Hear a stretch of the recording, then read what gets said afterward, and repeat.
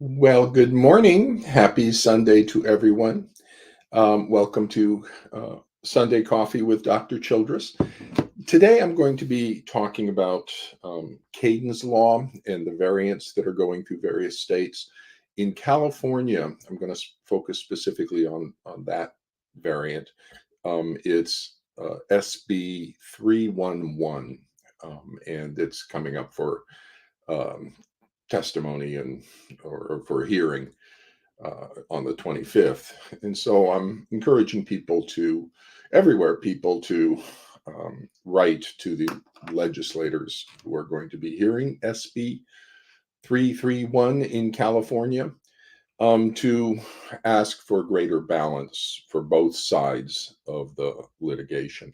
Right now, it's the legislation, Kayden's Law, and that the variants of that have been written with the influence of one of the litigants. The allied parent and the allied parent's allies have influenced the writing of Kayden's Law. And Kayden, by the way, is a young girl who there were concerns about an abusive dad, and the mother was trying to protect the child from this abusive dad after the divorce. But there were dad made like false allegations of parental alienation and confused the situation. And so the court didn't know what to do and returned the child or gave access to Kayden to her dad, and her dad killed her. And so that's a very obviously very tragic situation. And there are legitimate concerns about the use of parental alienation, false allegations of parental alienation that mask and hide the child abuse going on. And those are legitimate concerns. And those are the folks who have raised their concerns to the legislators in Washington and got Kayden's Law written for Kayden issues. And then part of that federal law is that if states adopt a similar law consistent with Kayden's Law, and it's into the Violence Against Women's Act, so it's in the domestic violence, intimate partner violence domain that this is being generated from. And so if states pass similar laws, they get additional money from the federal government. So you'll see variants of Kayden's Law moving through pretty much all the state legislatures who want some additional money, and it's going to be pressed by the domestic violence advocates. And I come out of DV. Intimate partner violence is the proper terminology for it, and that's what I'm going to encourage people to use rather than domestic violence. So it's intimate partner violence, and it's a legitimate concern, as is child abuse by a narcissistic, um, dark personality parent. Um, but there's also Eric and Eric McCall. He was the son of Rod McCall, and Rod's a teacher down in Texas. And Rod's situation is what many of you parents are familiar with. He divorced and the borderline spectrum mom. And after high conflict divorce, and she's creating all sorts of stuff, eventually the court recognized her abuse of Eric, psychological abuse of Eric, by creating this false attachment pathology and false allegations of abuse. And the court ordered the custody, a protective separation of Eric from his mom, and the custody switch over to Rod. And before Rod could pick up Eric, the mother shot herself and Eric. So it was a murder suicide. And so that's the other side of the issue is Eric's voice. And so as long as we have Kayden's Law that does not include Eric's voice, it is fundamentally unbalanced. And that's a significant problem. So I'm going to be discussing Kayden's Law, and this has basically three sections. I'm going to talk about the three sections, and then make recommendations for what we can do to help balance the legislation. There are legitimate concerns from that other side. The domestic violence side has legitimate concerns, And the child abuse sides have legitimate concerns over on that side. In addition, there is narcissistic borderline on our side as well. And the little statement I use to kind of drive that home is that dogs exist and cats exist. And the existence of dogs does not nullify or exclude the existence of cats. Now, we may have difficulty telling them apart because they both have fur, four legs, and a tail, but there are ways to tell dogs from cats if we know what to look for. And so that's what we need to be doing. We need to be identifying dogs and we need to be identifying cats, and we need to be doing it 100% of the time. Because the consequences for misdiagnosing child abuse lead to either Kayden or Eric. So we can't have either one of those outcomes. We need to protect all children from all forms of child abuse 100% of the time. So in court involved custody conflict where there's severe attachment pathology in a child, we need a proper risk assessment for possible child abuse conducted to the differential diagnosis for each parent. Because, and so we need to identify 100% of the time what's happening with the child so that the court can make a proper decision. We don't want the court making an improper decision and returning Kayden to her dad or returning Eric to his mom. The court needs the proper accurate information from professional psychology that it can rely on to make its decisions. Now, one of the problems that the court faces is that psychology is fighting right now. It can't get consistent information from professional psychology because we're fighting within ourselves. And the reason we're fighting is called parallel process. It's called staff splitting by Linehan, but the broader category is parallel process, which is one of the reasons on my Facebook page, I'm educating all of you about parallel process, what it is, because that is one of the fundamental problems we have in the mental health system. The mental health people are fighting about the diagnosis and fighting about the patient and fighting about the treatment. We are split. We are manifesting a parallel process of splitting. That's what Linehan calls staff splitting. Wonderful quote by Linehan on staff splitting. Anybody who works with borderline personality pathology, all the therapists who work with borderline, all the DBT therapists, we all know about parallel process staff splitting. Okay. And because that's what happens in borderline, but none of the forensic psychologists know anything about borderlines or working with borderlines. They just come over to the courts and they don't know anything. They don't know attachment, personality pathology, families. They don't know anything, nothing. And so for 40 years, the mental health system has been evidencing a symptom feature of borderline personality, staff splitting, and not a single psychologist in forensic psychology recognized it. That's just malpractice, absolute malpractice. But that's what's happening here.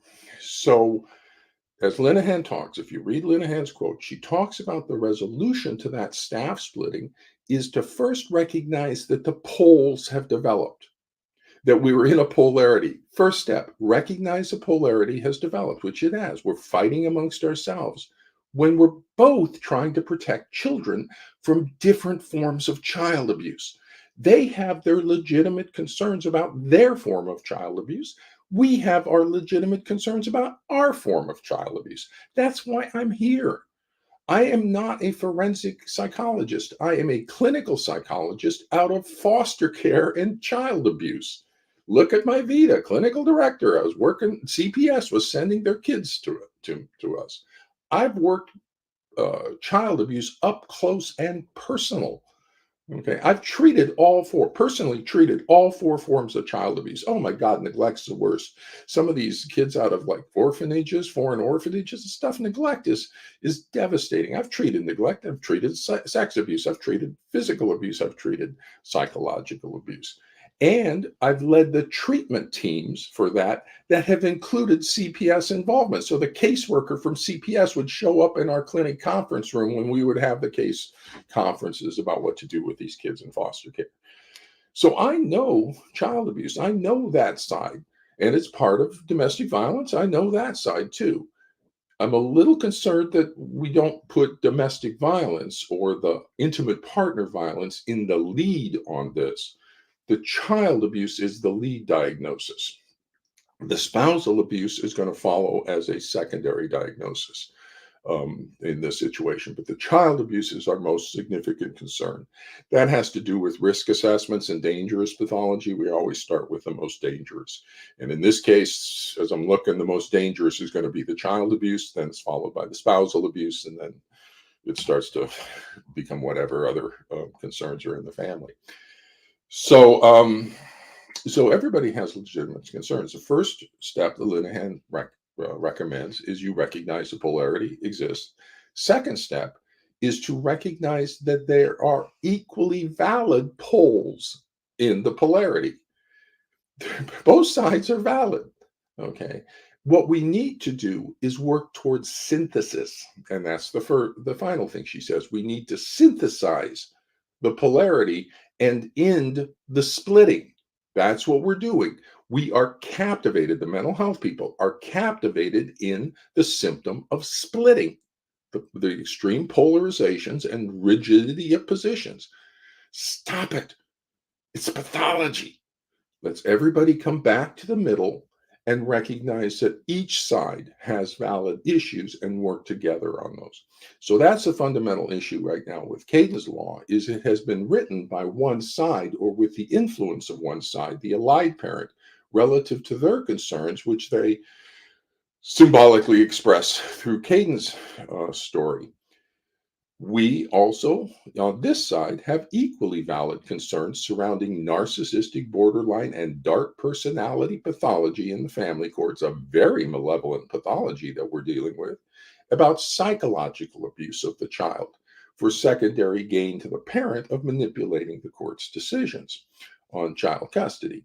So both of those child abuse diagnoses, and that's Eric's concern. So both of those diagnoses are extraordinarily serious, extraordinarily important, and we need to make sure we get an accurate diagnosis 100% of the time so that we can avoid Kayden, we can avoid Eric, and we can provide the court with the information the court needs to make its decision. Okay. So ultimately, I'll talk about how we can do that, and recommendations for how we can do that. But let's start. Let me just take a moment to talk about this three elements of Kayden's law. There's basically a section that restricts the type of treatment interventions that can be done. That's problematic. Legislation should not be dictating or restricting treatments that in which they don't specify a diagnosis. And diagnosis guides treatment, not legislation. It's really problematic when state legislators start making treatment decisions without having diagnosed what the pathology is. We should defer to the healthcare field and the doctors for diagnosis and treatment related decisions. That's the first concern I have about that first section. The second concern, or the second issue, is it's targeting these 4-day workshops, particularly. Now, they include any sort of reunification efforts, any sort of treatment. They are basically saying if we have a breached attachment bond, the court can order no therapy to repair it. Okay, that is the worst possible thing we can do. I'll cite over to Ed Tronick. Just watch his YouTube on the still face. He talks about the good, the bad, and the ugly. The good is normal range breach and repair. The bad is when there's a breach, and the ugly is not to fix it. There's no repair. That's the worst possible thing we can do, and that's what Section 1 is mandating the judges do. Non-treatment of attachment pathology. Now, it adds a little section that says that the treatment it's restricting are ones that are predicated on separating a child from a parent who the child is attached to. That's a nightmare clause. Because what does it mean that the child is attached to? The Is it like a secure attachment or an insecure attachment? First off, because we have a child in our concerns over here, the narcissistic borderline shared persecutory delusion pathology, who has an insecure, disorganized, anxious, ambivalent attachment.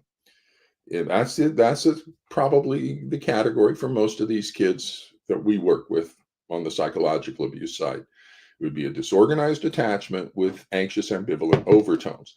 Would that be considered attachment bond by Kayden's law, by SB-311? Is that child attached to that parent with a disorganized or is it only secure attachments that Kayden's law refers to?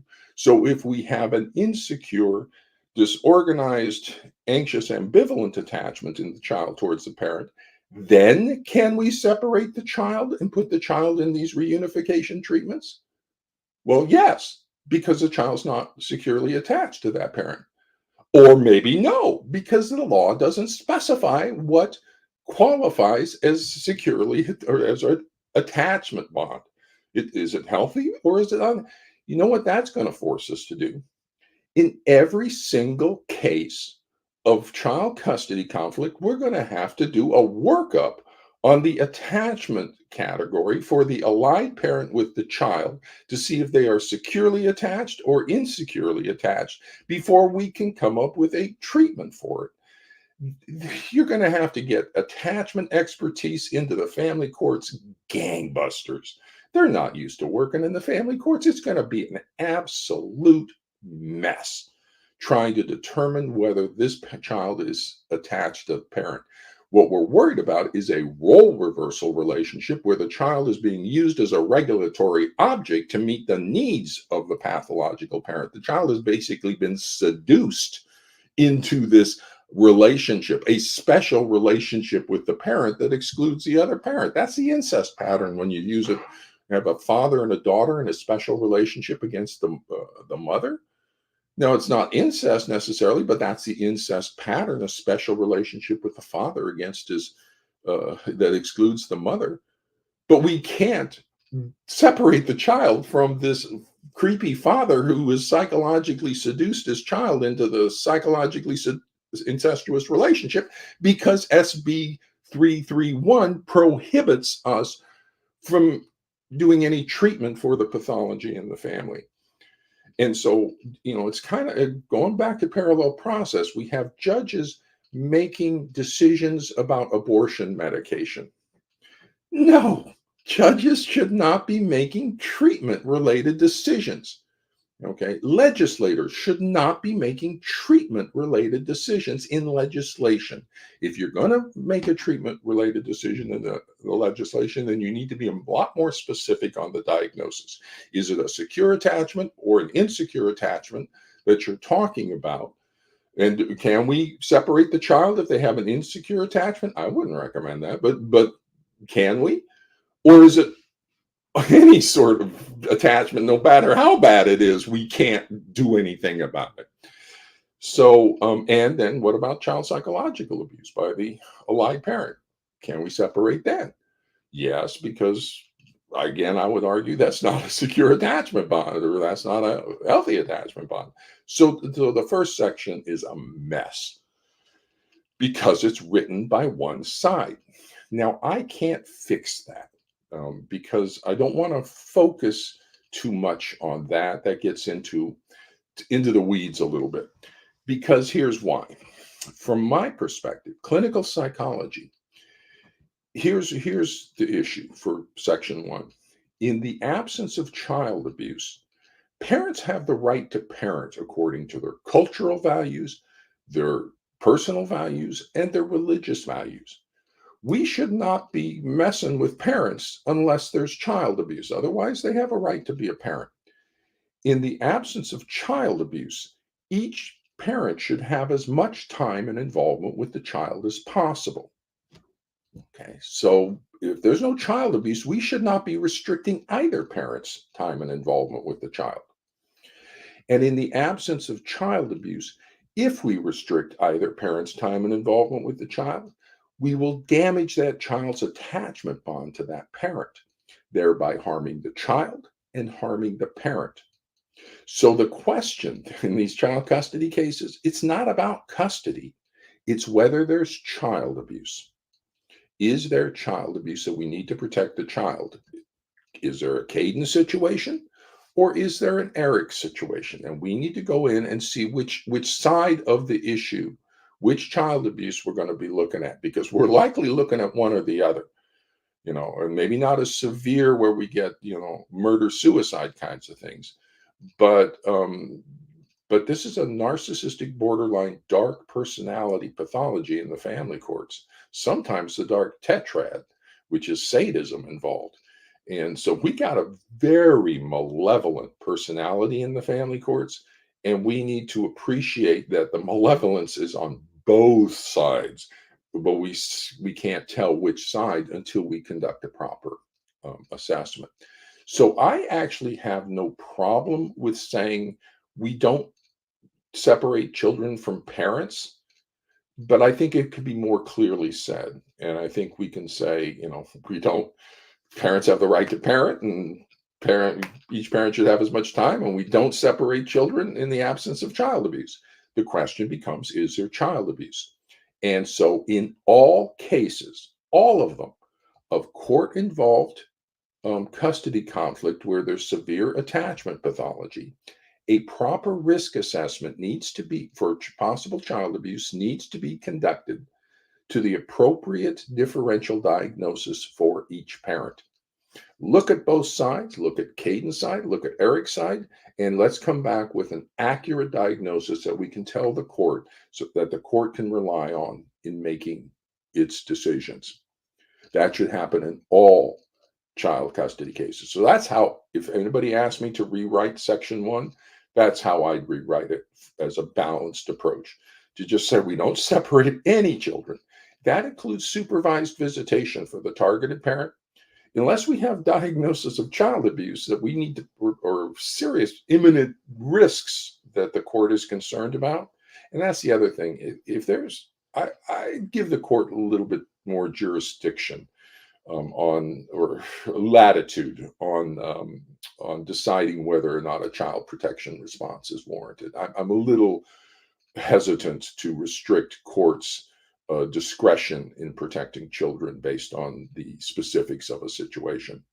But yeah, so we in just in all cases, we should be routinely getting a proper risk assessment for possible child abuse. So let's rewrite it that way. That would be my take on statute 1, and write it in a way that it qualifies for Kayden's law, that we're not separating children just because, but if there's a legitimate, we get a risk assessment for possible child abuse, and if there's child abuse, we protect the child. That's what we do on section 1. Section 2 is restrictions on experts. Now, section 1 is targeting the 4-day workshops, basically, because the pathology, I call them DV monkeys, the pathology in that other side that's kind of glommed on to the legitimate concerns. Yeah, they're a problem, kind of group that's influencing things over there, and they hate these workshops. They hate Family Bridges. They hate Dorsey's big time, because Dorsey solves it and the high road solves it. So they've been trying to get her out of the field for a long time. Slander, harassment, law, just everything possible to abuse her, to get her to leave. And now they've gotten the voice of legislators, so they're trying to just shut down the high road.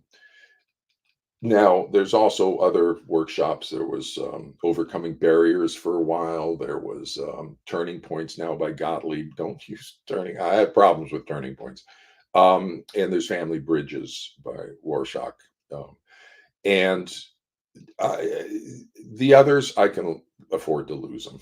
Okay, so turning points, no, that there's no 4-day treatment for anything. Social workers should not be coming up with 4-day treatments that aren't really treatments, and they're not qualified to develop.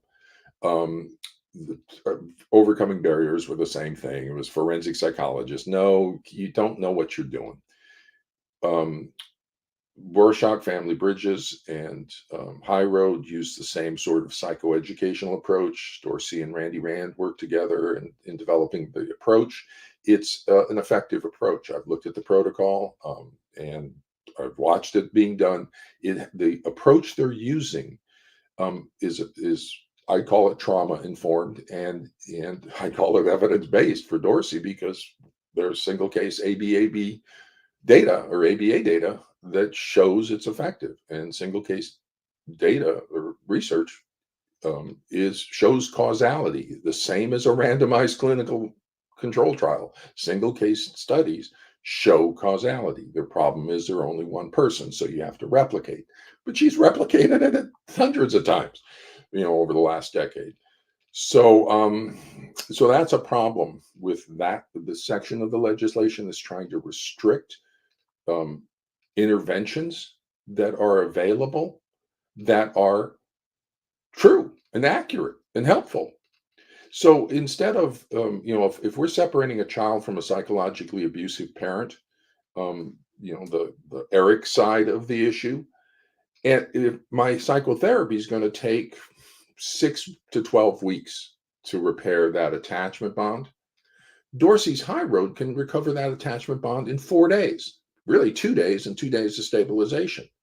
Holy Toledo, how much nicer for the child, how much, to get rid of the pathology in a matter of days rather than a matter of weeks of just continuing stuff. So, legislature, what are you doing restricting an effective, gentle, wonderful approach to resolving psychological abuse by a narcissistic borderline parent? Because you're getting misinformation. You're getting told lies because you're only listening to one side. You need to have, if you're going to restrict the High Road and those versions, you need to have Dorsey up and testify. You need to hear what she's doing. She's had 10 years over here in the family courts. She's survived in the family courts, a very hostile domain, for 10 years without a doctorate degree, without any of the protections. She knows what's going on over here. You want to know what's going on over here? Ask Dorsey. You want to know what she does with the High Road? Ask Dorsey. Don't listen to other people. Ask her. If you're going to restrict what she does, first learn what she does. That's my problem with two, is making these restrictions on actually effective interventions. Dorsey's High Road, as I look at it, my background, all my expertise and trauma and stuff, I look at what she's accomplished there in her approach. That approach can be adapted to other trauma pathologies. So I adapt it over to prisoners and prison to reduce prison recidivism. That's a trauma-related thing that her approach will be helpful with, likely. And I'd adapt it over to substance abuse because that's another trauma domain that I think adapting the High Road approach over. What needs to happen is the High Road needs to be brought in and get some university research on that. And I'll talk about that down the line. Researchers at universities should be contacting Dorsey, getting MOUs with Dorsey, and looking at our custody resolution method data and looking at the High Road workshop. And we'll get to that. But that's what should be happening with the second section. Now, again, though, personally, I don't have a problem with the second section because the second section of restricting expertise. Okay, I don't have a problem with that because it's basically targeting the Gardner PAS people, the experts, Gardnerian PAS experts, because it wants to get rid of this parental alienation concept. It basically wants to take away, the pathology wants to take away the ability of targeted parents to make any argument to the court. So they just cannot call in their experts about anything. The only experts that are allowed are experts in sex abuse and domestic violence, which is their issues. That's what they're driving over on this side. And that's the DV monkeys and as well. And so, no, that's only one side of the expertise. I think it's inadequate. We want, okay, I'm fine with that. Okay, expertise in intimate partner violence, great. Expertise in sex abuse, okay. I'd say all four forms of abuse: physical, sex, neglect, and psychological abuse. Why just limit to sex abuse? So all four forms of child abuse, and you can see how sloppy the pathogen was on that side. It listed um, physical abuse, sexual abuse, or sexual abuse, physical abuse, emotional abuse. It's not, that's not a diagnosis. It's psychological abuse, and didn't include neglect. No, just get all four of the DSM child abuse categories. So we need expertise in those. But then we also um, need expertise in family systems, expertise in attachment, expertise in borderline dark narcissistic personality pathology. And so we need a lot more expertise over here than what Kayden's law or SB-311 specifies. So I would be adding stuff to the restrictions on experts, um, that we need the highest caliber of professional over here.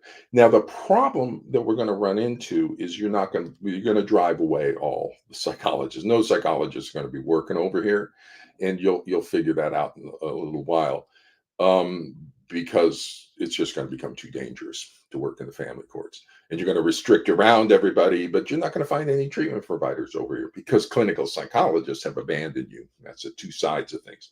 Forensic psychology is exploiting you. Clinical psychology has abandoned you. And so that's the fundamental issue over here in the mental health side. That's why the mental health system is broken. The reason it's broken is because the pathogen makes it too dangerous for us, makes it highly dangerous. So the clinical psychologists leave. We gave you your own special psychologists who simply exploit you. So that's the second section, experts. It's targeting the Gardner PAS experts. It will eliminate them from the court, which I think is a good thing. We need to stop the controversy. Parental alienation is a horrible diagnostic construct. Let's get rid of it. Let's stop using it. There's no such thing. These are fringe professionals who disregard the diagnostic advice from the American Psychiatric Association and disregard the ethical standards of the American Psychological Association. These parental alienation expert people are just a bad group of low caliber professionals, extremely low caliber professionals. We need to get professional standards over here, which is real stuff. And so that's 2.04 and 2.01. And if we apply the APA ethics code to the professionals in the family courts, then we will far surpass any of the restrictions from this Kayden's law thing on expertise over here. So I'm actually for higher standards than what's said. But if you're going to restrict, I would name other things. So sex abuse and domestic violence, and I include dark narcissistic borderline personality pathology, and expertise in delusional thought disorders. That's what we're looking at. So they want sex abuse expertise. Okay, we'll get. I'd like uh, shared delusional disorder expertise as well in any qualified expert. Now, the thing is, I qualify as an expert under Kayden's law. So they were trying to get rid of all the Gardnerian people, thinking they could get rid of any of your allies in the family courts so you could have no voice. But they missed me. I'm a clinical psychologist out of foster care. So I meet all the requirements of Kayden's law. Now let's move to the third section. And that's the most vital section. And that's the one I'm focusing on in my amicus letter to the California committee. is the judicial education curriculum that they proposed. Now, that's because that's a wonderful thing. I can live and we can adjust the other two restrictions. The the one on determining attachment pathology, number one, it's just going to be a nightmare. So I really recommend the legislators kind of reevaluate the wording on that because they're walking into a nightmare if we have to identify whether it's a secure or insecure attachment for every parent in the family courts before we can do interventions. Right? Just let the doctors do what the doctors do. We need a proper risk assessment for possible child abuse to each parent's differential diagnosis, and then let the doctors make treatment related decisions based on the diagnosis. And we shouldn't be separating children from parents unless we have a child abuse diagnosis. Otherwise, we don't separate children. We don't induce attachment pathology as a treatment for anything. The only reason we induce attachment pathology is because there's child abuse and we need to protect the child. So number three, the judicial curriculum. So in my amicus letter and up on my website now are a set of PowerPoint slides and about adjustments to the SB-311 proposed judicial education curriculum. And this is critical because when you have a judge, there's two sides in the litigation. Whoever has access to the creating the curriculum that's going to educate the judges has their finger on the scales of justice.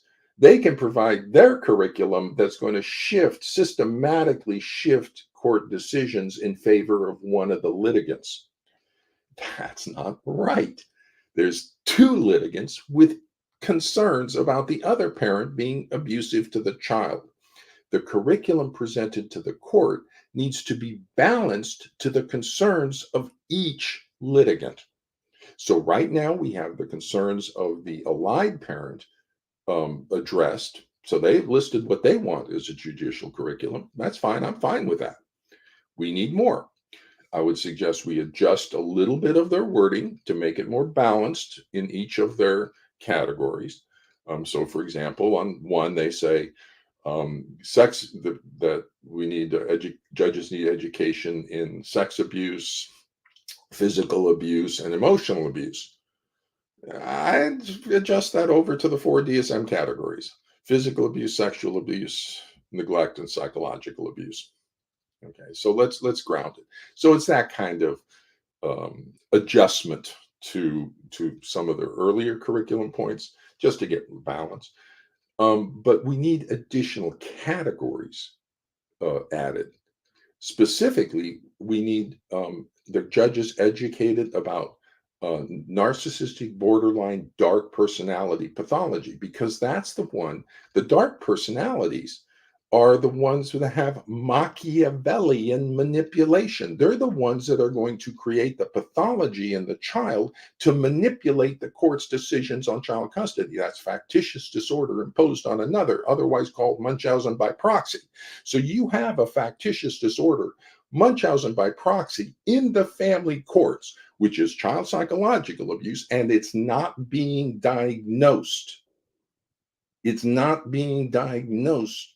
And so it's just rampant over here. The narcissistic, borderline, dark personalities who are manipulating the courts by creating pathology in the child. I've got background in Munchausen factitious disorder. That's out of children's hospitals on that. So I'm an expert in factitious. I know factitious disorder. I know Munchausen's. That's what you got in the family courts is factitious disorder imposed on another, child psychological abuse. And so, and when you add the tetrad, when you add the sadism to it, it's a nasty, nasty pathology over here. And so we need judges educated about, like the Oak article on the virtuous victim presentation and the dark triad. The judges should be presented with that. There's another Clementi that just produced a scale to look at a judicial manipulation scale relative to the dark triad. So that's an important concern for courts. So how do you tell authentic child abuse from a false child abuse designed to manipulate the court, factitious disorder? Judges, how do you know what to do about it? You need balanced in curriculum information on both sides of that issue. Um, and so that's one. This is an attachment pathology. Judges need education about the attachment system and attachment pathology. What's a secure attachment? What's an insecure attachment? And what do the different attachments look like? So, like that first section that says the child has an attachment bond to the parent. No, they don't.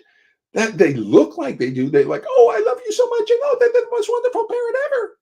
No, that's a role reversal. That's the most pathological role reversal, psychological control, regulatory object pathology. That's the worst thing you can do to a child. That's and yet on the surface, it looks like a heavily bonded relationship. Essentially, the parent is seducing the child into a very uncomfortable boundary violation kind of thing. Jay Haley calls that type of triangle, the cross generational triangle, he calls it the perverse triangle because it's violating generational boundaries. So you're talking about like a ripple of sex abuse, a perverse, creepy relationship, and you're calling that a bonded relationship. No, because you don't know what a healthy attachment relationship looks like or is and what an unhealthy one is. Ed Tronick, Still Face Studies. He has a good recent book out, The Power of Discord. That should be mandatory reading for all mental health people working in the family courts. The Power of Discord. That's your attachment knowledge base. If you want to go with that, and what the consistent message of Tronick is from 40 years of research on the attachment system, parent-child relationships, is we always repair the attachment breach. Always repair we never leave the attachment breach unrepaired. That's the worst thing we can do. And it's easy to repair the attachment breach. It really is. It's really easy with a cooperative parent. Except when you have a pathological parent who's creating a false attachment pathology in the child, then it's not treatable because it's not a real attachment pathology. So there needs to be some educational curriculum for judges about the attachment system, what's healthy, what's unhealthy, and what the treatment is for attachment pathology. And there needs to be education for judges about family systems constructs. This is a family conflict.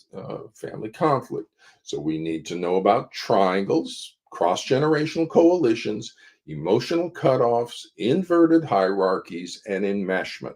Okay, so those are the key constructs that judges need to know from family systems to understand families. So none of those categories were included in the judicial curriculum. So it's an unbalanced curriculum. It's only reflecting the position of one of the litigants regarding their desired curriculum for the judges. Fine by me. There's legitimate concerns over there. Absolutely. I come out of foster care again. I know there's legitimate concerns over there. And there's legitimate concerns on this side for the dark personality, and particularly the manipulative quality of the dark personality that we have over here. And the Oak article, A Virtuous Victim Presentation, just simply accepting this virtuous victim presentation without a critical look is you're getting set up to be manipulated by the darks. Dark triad, vulnerable dark triad, dark tetrad. And when you got the dark tetrad, that's narcissism, that's dark triad of narcissism, psychopathy, the psychopath, Machiavellian manipulation, and sadism. Book calls that the core of evil. So you have a core of evil in the family courts, and you're not diagnosing it. You're not identifying it. That's a problem. You're going to be manipulated big time. So you need a balanced curriculum going into the court over here, which isn't achieved by SB-311. So there are sort of the analysis of of the Kayden's law variants, as exampled by California SB-311. So what do we do about it? I'm focusing on the judicial um, curriculum. I think that's also a foot in the door that we can maybe get some adjustments to the wording on the other things. Um, the what I'm also suggesting and putting out there is for California, for everywhere, is we need a pilot program for the family courts to develop the diagnostic assessment and treatment protocols and the legal supporting arguments for a treatment oriented approach. Okay, so we can bring the fighting to a close. All doctors, all psychologists should be applying the same knowledge to reach the same conclusions and the same recommendations to the court. The knowledge should be the best available. The conclusions should be accurate, and the recommendations to the court should be accurate and effective in resolving the family conflict. And we can do that. The thing is, we need to get away from this current situation of everybody fighting the parallel process of we're all split, and we need to move into synthesis. And the way we can do that is by the California legislature allocating some money for a pilot program for the family courts. I would recommend you put Stanford Forensic Psychiatry. You locate the principal investigator there. So, top university, Stanford. You got a problem. You want to fix it. Give it to your top university people with the marching orders to fix the problem. And so I locate the PI in Stanford. Now, California is kind of a bicultural state. It's got a Northern California and Southern California, which works well, I think, in this situation, because I would recommend a second satellite site down in Southern California. So we have a major university with expertise model in Northern California, and then we get a 3-university collaboration in Southern California that more mimics the community interventions. So if in other locations, if you have community treatment providers and you have a local university of expertise, that would be the Southern California model.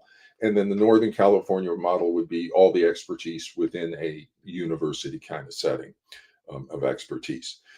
I would sort of focus the development of the diagnostic assessment protocol up with the Stanford Forensic Psychiatry, because it's a psychiatric shared delusion and factitious disorder. Those are in the DSM kind of thing. So, assessment of delusional thought disorders, that's psychiatry. I would, though, put them and link them up with UCLA, and particularly Joseph Ventura, who's trained me for 12 years in the diagnostic assessment of delusional thought disorders using the brief psychiatric rating scale, BPRS. We need to bring the BPRS into the family court evaluations. Forensic, I don't know what the forensic people are evaluating doing. No, get the BPRS over here and let's evaluate, 7-point scale. We can get delusional thought disorder, but we can also get anger and depression and anxiety and suicidality, and we can get ratings on all of that stuff. And that's what Dr. Ventura trains in at UCLA. He trains people in the BPRS and the diagnosis of thought disorders. So I think working with UCLA in Southern California, Stanford in Northern California on developing the diagnostic assessment protocol, and then UCLA has it available, the expertise available for Southern California, and so that's how I developed that. For the treatment protocol, I'd locate that in Southern California because Sue Johnson's down in San Diego, and she's got emotionally focused therapy with Ed Tronick. So I bring Sue and Ed Tronick up, a team from them regarding emotion focused therapy. We need to get a team from dialectic behavior therapy down out of University of Washington, and then get a team from internal family systems therapy and Schwartz to all come together. And the Southern California site would be working on that with UCLA providing the diagnostic expertise, but I'd put that more in charge of Pepperdine's forensic program to organize developing the treatment protocol, and then we get the big kahunas on treatment to work it out. Dialectic behavior therapy should be the overarching model because we have a personality pathology. And so we need the structure of applied behavioral analysis. We need, mindfulness is very beneficial, and we got borderline narcissistic and dark personality pathology. So DBT adapted for the family courts, for the family therapy, is my recommendation as the main structure. But then we're not treating the personality disorder pathology, we're treating attachment pathology and family conflict. So that's where you bring in the expertise from Sue Johnson, Ed Tronick on attachment. You bring in the expertise from internal family systems therapy, from Schwartz. And so that's now you brought all Nuchin and Bowen and all the family systems people on board as well. And you give them the task to develop the treatment protocol. Meanwhile, Stanford and UCLA are developing the diagnostic protocol.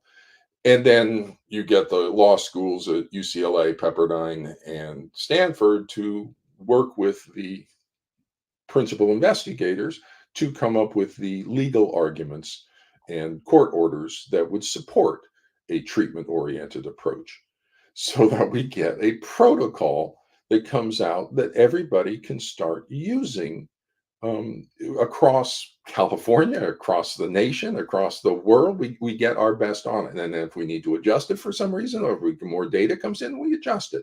But we stop the fighting by giving it to our top universities. We have two possibilities: differential diagnosis. We work it out. We fix it. We fix the system in the family courts.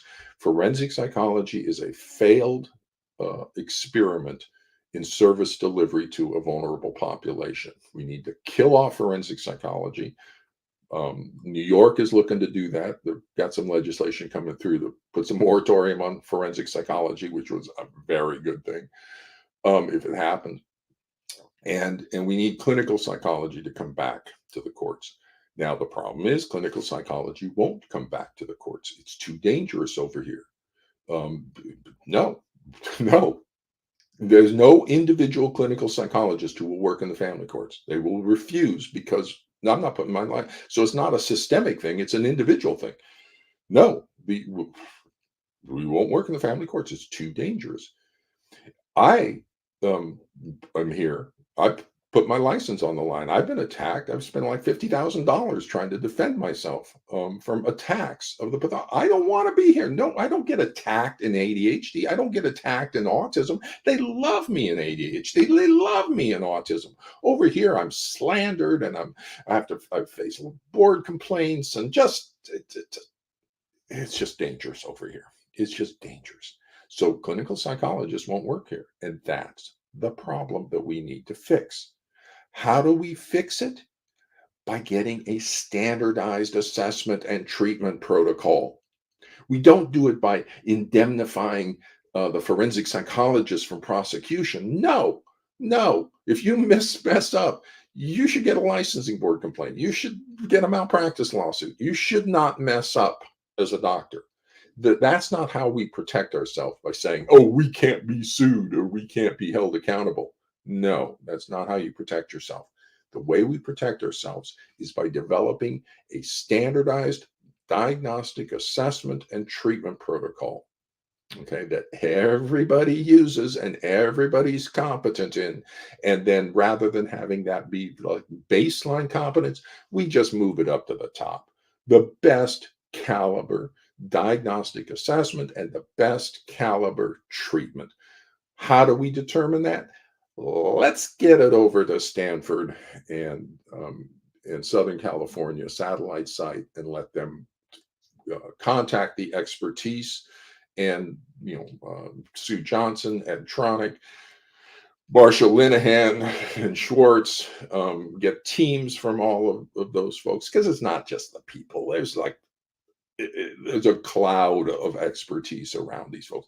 Get in Vanderkook, bring in Vanderkook too on complex trauma.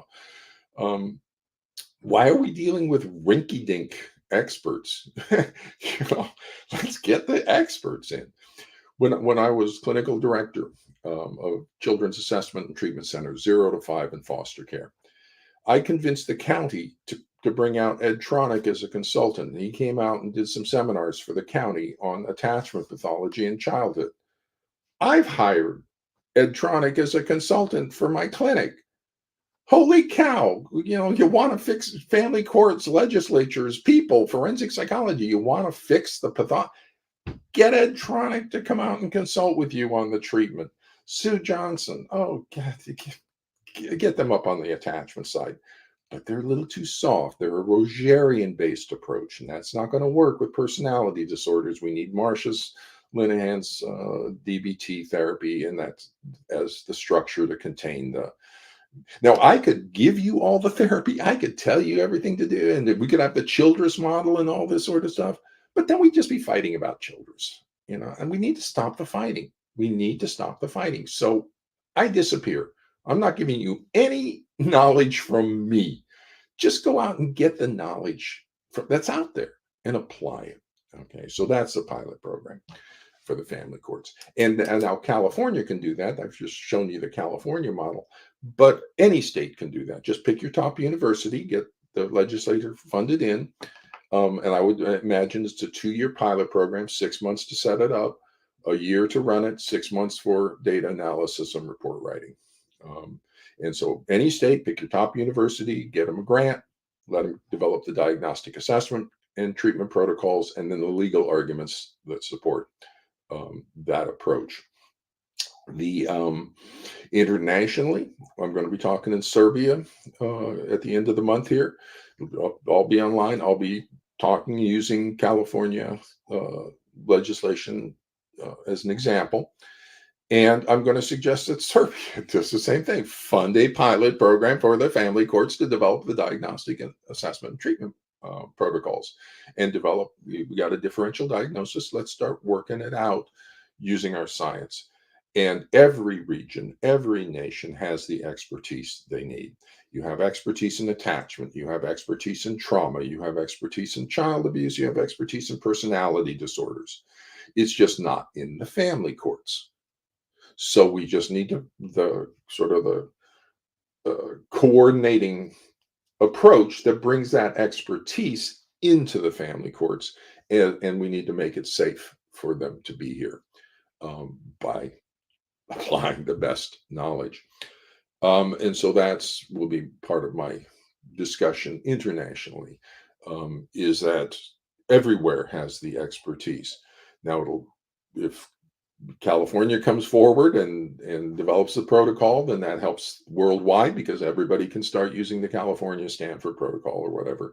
Or if the University of Texas develops one, or anywhere, any university develops one, then that will move everybody further along in our approach. The other, so right now, as I'm closing up here on this Sunday, I'm going to go and start writing up my blog regarding SB-311, and I'll do a little bit more of an analysis of each of the sections. My amicus letter is more focused on the judicial curriculum, which is where I suggest all of you focus, is on the judicial curriculum and trying to get balance there. Try to keep it focused, try to keep it, you're not going to read 20 pages of your history. What I would suggest, if you want to describe what the pathology is, you can link to my handout on the description of the pathology. So you say, Dr. Childress describes the pathology, and then just link to that so you don't have to go into it. And if you want to describe the recommendations for the curriculum or something, you can link over to my blog that I'll have up later today, or to my website where it's up on my website, just the PowerPoints. But my blog will have a little bit more. So you can link to my blog. That's good because it puts my name in front of them. And I'm going to apply for the job of representing your voice. You've seen me. You know how I'm going to represent your voice. So if you put me out there as the voice representing you to kind of negotiate on your behalf, I'll represent your voice well. Okay. And so letting them know that Dr. Childress describes the pathology. Dr. Childress offers suggestions on how to adjust the wording of the statute. The other thing you can do is send them my booklet. I'm going to recommend you send The Narcissistic Parent to pretty much anybody you ever advocate with or for. Get this in their hands. And I'm going to, send it to them. It'll show up after the whatever, submission for testimony kind of stuff. But who cares? Okay, I'm just going to send them my booklet. I would suggest you send them my booklet too. Who cares? So they get like 20 copies of my booklet, and they're saying, we don't need 20 copies. Well, hand them out to other people. You got them.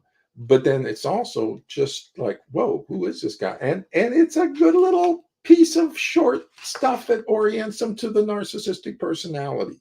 So put this in their hands. The other thing I would suggest is I've published a petition to the American Psychological Association from 2018. And so you got that. And I describe the ethical issues and remedies for that in regarding this pathology. And so you can send them this and say, we got massive ethical issues over here regarding competence that needs to be addressed that the APA is not even responding to. And so this would be another avenue that parents can advocate. You didn't even get an answer to this. They did not even give you an answer. The APA didn't. What's going on with the APA? Why? If you're going to have legislature do testimony, let's get Dorsey up to tell them about what the high road is. Let's get Dr. Childress in to tell them about clinical psychology in the family courts. And let's get a representative from the ethics committee of the American Psychological Association answering questions to the legislation as why they didn't even give an answer to the parents who are concerned about ethical violations in the family courts. Accountability. That's the zone we're in right now. I talk a lot about parallel process. Accountability. You can see it out there. It's happening in the family courts. That's the zeitgeist of the times relative to this pathology. So, with all of that, I'm going to head off to my Sunday of writing my blog. And so pay attention. That'll be coming out soon. I'll post it on my Facebook page.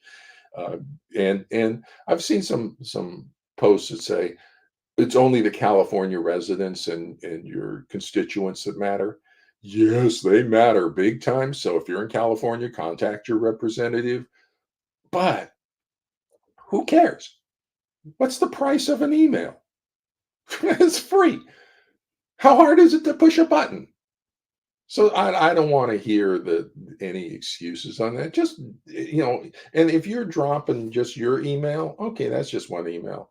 But if you got 10,000 parents dropping emails on their staff, whoa, Toledo, that, all my email will get lost in the middle of that. But if y'all are mentioning my name, Childress, they'll likely pay attention to the email from Childress. And then I'll have a blog. You can link to the blog and we can get them the information that they need. We want them to slow down and have a little bit more consideration for balance. They need to hear both sides of the situation. There is Kayden and there is Eric.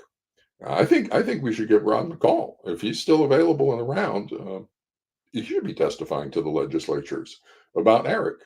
And so we need a balanced approach, and we need to bring the fighting to a close. And we need the return of clinical psychology, who won't come back because it's too dangerous. So we need to make it safe for them. And a pilot program for the family courts can do that. With all of that, have a nice, happy Sunday, and we'll talk to you.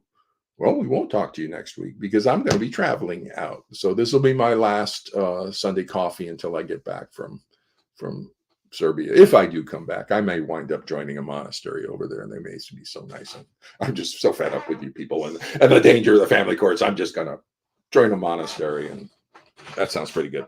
So with that, have a nice Sunday. Bye-bye.